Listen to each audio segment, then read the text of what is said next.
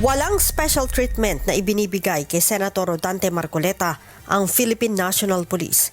Ito ay sa kabila ng ilang araw na pananatili sa loob ng PNP General Hospital. Ayon kay PNP Chief Police General Jose Melencio Nartates Jr., nananatili lamang ito sa loob ng ospital dahil sa kondisyong medikal.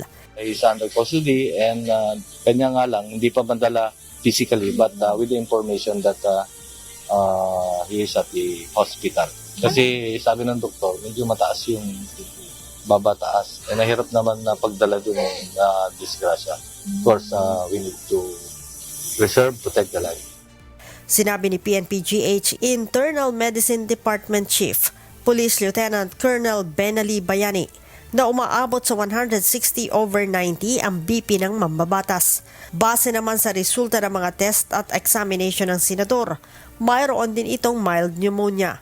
Yung findings po niya sa ngayon po may pneumonia po si Senator Marcoleta sa by X-ray, chest X-ray po pero yung syempre hypertensive si Senator Marcoleta, expected na po na cardiomegaly yung makikita natin by X-ray. Sa edad po niya at saka dun sa fluctuating blood pressure niya, hindi po maganda para po sa kanya.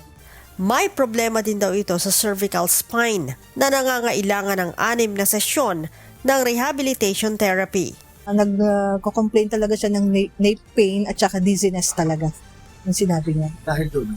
Oo sir, dahil doon sa cervical spine na nakita niya. Kaya po ako nagpa-x-ray sa kanya ng cervical spine kasi yun po yung complaint talaga niya nung dumating siya sa amin. Mayroon pa rin anay ang mga test na hindi pa lumalabas ang resulta. Yung sa 2D echo wala pa po. Yung sa x-ray niya at saka dun sa cervical spine niya meron na pong result. Meron talagang mga findings po natin doon sa chest x-ray at saka doon sa cervical spine. Si Senator Marcoleta ay 2 araw nang namamalagi sa PNP-GH matapos na maaresto sa Sandigan Bayan noong Lunes ng umaga.